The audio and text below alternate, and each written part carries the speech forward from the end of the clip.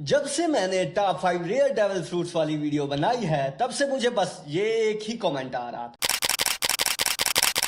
اور ہر کوئی بس مجھ سے یہی سوال کر رہا تھا ویئر از گم گم ڈیول فروٹ. تو میں نے بھی سوچا کیوں نہ اس پر ایک الگ ویڈیو بنائی جائے. اور ویسے بھی لوفی کا گیئر 5 ہم ان قریب دیکھنے والے ہیں, مطلب کہ سوتروں کے انوسار گیئر 5 ہمیں 6 اگست کو دیکھنے کو مل جائے گا. اور ویسے بھی اس حوالے سے انٹرنیٹ پہ اس کی کافی زیادہ ہائپ بنی ہوئی ہے اور میرے خیال سے انٹرنیٹ پہ گیئر 5 کے حوالے سے بہت گندا والا کوہرام مچنے والا ہے. تو پھر میں نے بھی سوچا کہ یہی صحیح موقع ہے لوفی کے ڈیول فروٹ کے بارے میں ویڈیو بنا لینی چاہیے. تو بنا ٹائم ویسٹ کیے چلتے ہیں اپنے ٹاپک کی طرف. So hello and welcome back to our YouTube channel. میں ہوں یوسف جمیل اور آج ہم Hito no mi model Nika AKA Gum گم ڈیول فروٹ کے بارے میں بات کریں گے. اور یہ تو ہم سب جانتے ہیں کہ اسے لوفی ہی یوز کر رہا ہے. ویسے یہ ڈیول فروٹ بھی اپنے آپ میں ایک مسٹری ہے کہ کیسے اس ڈیول فروٹ کے یوزر میں کبھی ربر کی پاورز آ جاتی ہیں تو کبھی آگ کی. تو اس ویڈیو کو آخر تک ضرور دیکھتے رہیں کیونکہ اس ویڈیو میں ہم اس ڈیول فروٹ کو پورا نچوڑنے والے ہیں اور اس کی ریئل ایبیلٹیز کیا ہیں اس کے بارے میں بھی ہم اس ویڈیو میں بات کریں گے. پر ویڈیو پہ جانے سے پہلے میں آپ کو ایک ضروری بات کہنا چاہتا ہوں کہ میری ویڈیوز پہ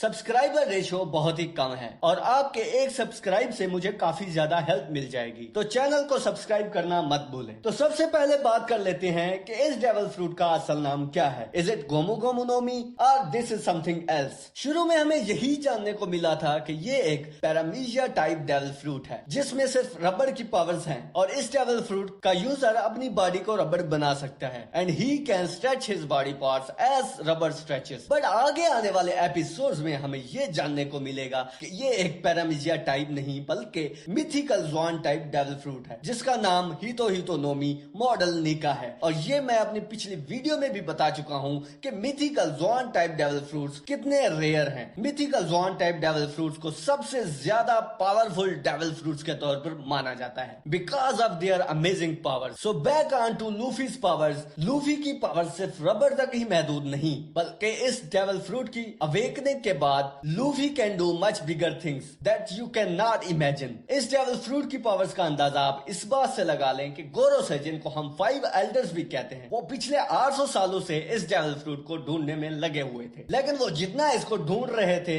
یہ ڈیول فروٹ ان سے اتنا ہی دور جا رہا تھا کیونکہ کچھ لوگوں کا ماننا یہ بھی ہے کہ Zoan type devil fruits have the will of their own, مطلب کہ وہ اپنی مرضی سے کسی کا بھی انتخاب کر سکتے ہیں. اب یہ کیسے پاسبل ہے یہ تو مجھے بھی نہیں پتا, اسی لیے 5 ایلڈرز کے ہاتھ یہ ڈیول فروٹ کبھی نہیں آیا بلکہ یہ ڈیول فروٹ لوفی کے ہاتھ انجانے میں لگ گیا تھا. یہاں یہ مثال بہت فٹ بیٹھتی ہے کہ دانے دانے پہ لکھا ہے کھانے والے کا نام. گوروسے کے مطابق یہ ڈیول فروٹ ون پیس کی دنیا میں سب سے زیادہ ریئر ڈیول فروٹ ہے. بدھا کی طرح ون پیس ورلڈ میں بھی گاڈز ہیں اور ان میں سے ایک گاڈ نیکا ہے جو کہ ڈائریکٹلی ریلیٹڈ ہے لوفی کے ڈیول فروٹ سے. سن گاڈ نیکا کے بارے میں ہم نے پہلی بار اسکائپیا آرک میں نو لینڈ کے فلیش بیک میں سنا تھا. تو جنہوں نے اسکائپیا آرک کو بورنگ سمجھ کر سکپ کر دیا ہے انہوں نے سب سے بڑی غلطی کی ہے. نو لینڈ کے فلیش بیک میں ہم نے یہ دیکھا کہ شینڈیا کے ولیج کے لوگ سن گاڈ کے لیے اپنے ہی لوگوں کی قربانی چڑھا رہے تھے. یہ بھی ہو سکتا ہے کہ جو سن گاڈ اسکائپیا آرک میں مینشن کیا گیا ہے وہ سن گاڈ نیکا سے ڈیفرنٹ ہو بٹ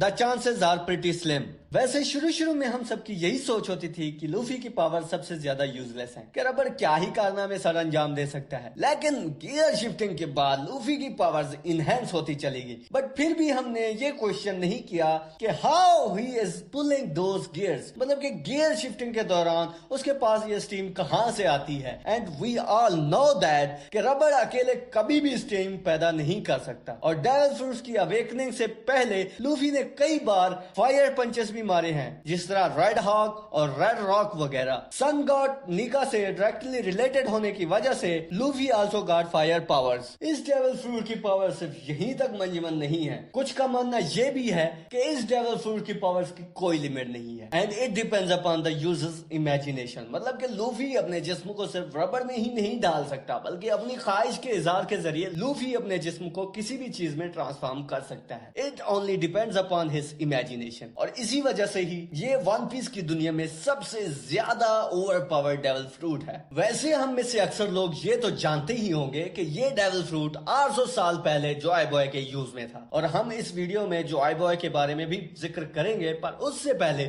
ہم بات کریں گے کہ ان 800 سالوں کے اندر اس ڈیول فروٹ کے اور بھی یوزرز رہ چکے ہیں، لیکن ان 800 سالوں میں لوفی کے علاوہ کسی نے بھی اس ڈیول فروٹ کی ٹرو پاور کو اویکن نہیں کیا۔ مطلب یہ کہ ان 800 سالوں میں اور بھی یوزرز رہ چکے ہیں، بٹ وہ اس ڈیول فروٹ کی ٹرو پوٹینشیل تک کبھی پہنچ ہی نہیں سکے۔ جیسا کہ میں نے پہلے بھی بتایا ہے کہ یہ ڈیول فروٹ اتنا زیادہ اوور پاورڈ ہے کہ ورلڈ گورنمنٹ اسے کسی بھی حال میں حاصل کرنا چاہتی تھی، اور جب بھی وہ اسے حاصل کرنے کے بہت قریب ہوتے تھے تو یہ ڈیول فروٹ ان کے ہاتھ سے کسی نہ کسی طرح سلپ ہو جاتا تھا، اور یہ اس لیے ہو رہا تھا because Nika fruit has the will of its own, اس لیے ورلڈ گورنمنٹ اس ڈیول فروٹ کو کبھی حاصل نہ کر سکی۔ اب یہ بھی ایک مسٹری ہے کہ how a fruit has the will of its اون، اور یہ ہم سب کو پتا ہے کہ ہیتو نومی کو گومو گومو نومی کے نام سے بھی جانا جاتا تھا، کیونکہ ان 800 سالوں میں کسی نے بھی اس ڈیول فروٹ کے ٹرو پوٹینشیل کو اویکن نہیں کیا تھا، اور یہ فروٹ جسٹ ربڑ کی صلاحیت کے ساتھ ایک پیرامیزیا ٹائپ ڈیول فروٹ کے طور پر ایکٹ کرتا تھا۔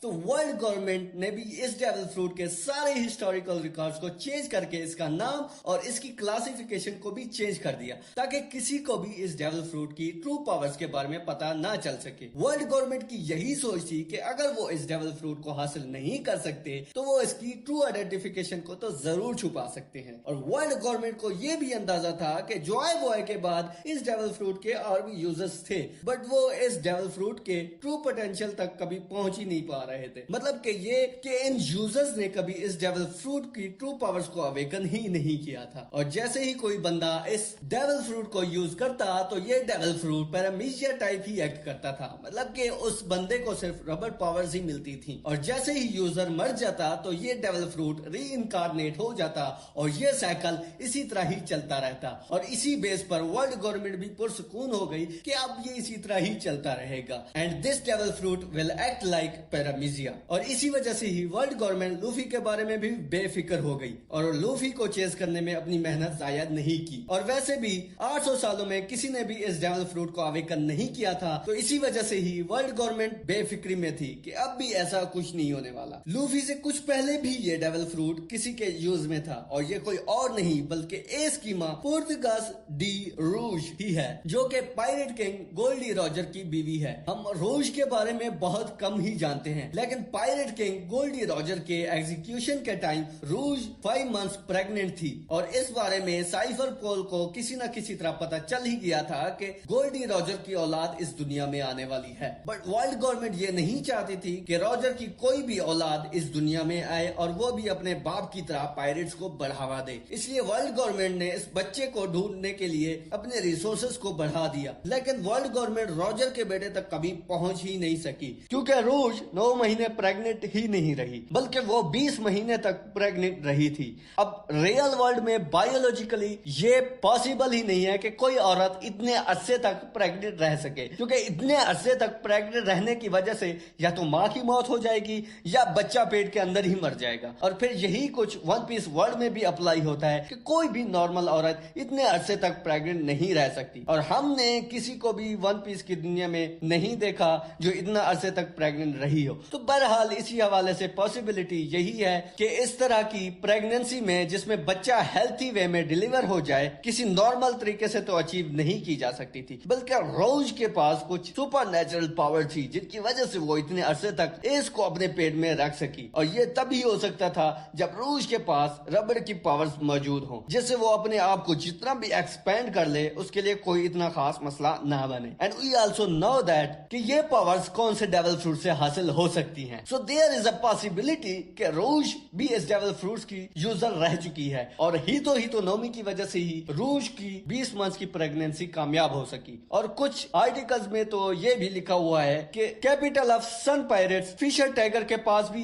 اس ڈیول فروٹ کی پاورز تھیں جب اس نے میریجوس پر اکیلے ہی دھاوا بولا تھا اور وہاں سے کافی غلاموں کو آزاد کرایا تھا، बाकी आप लोगों के नजदीक ये सच है या सिर्फ कहानियां हैं, तो इसके बारे में आप नीचे कमेंट सेक्शन में अपनी राय जरूर दे सकते हैं। So back on to Joy boy. ये तो मैं पहले ही बता चुका हूं कि 800 साल पहले हितो नोमी मॉडल निका जॉय बॉय के ही यूज में था, और ये कैरेक्टर वन पीस में बहुत ही ज्यादा अहम है, because the main story is going to be based on Joy boy. इतना अहम कैरेक्टर होने के बावजूद भी हम जॉय बॉय के बारे में बहुत कम ही जानते हैं, क्योंकि अगर हम इस कैरेक्टर के बारे में इतना जल्दी जान जाएंगे तो स्टोरी को आगे देखने का मजा ही खत्म हो जाएगा। And Voda sense does not want to spoil our story. आप में से कुछ लोगों को वर्ल्ड सेंचुरी के बारे में तो पता ही होगा, लेकिन अगर किसी को इसके बारे में पता नहीं है तो मैं आपको बताता चलूं कि ये 800 से 900 साल पहले की एक सदी है जिसमें जॉय बॉय अलाइव था, बट वर्ल्ड गवर्नमेंट ने इस सदी के सारे ट्रेसेस और सारे तारीखी रिकॉर्ड्स खत्म कर दिए,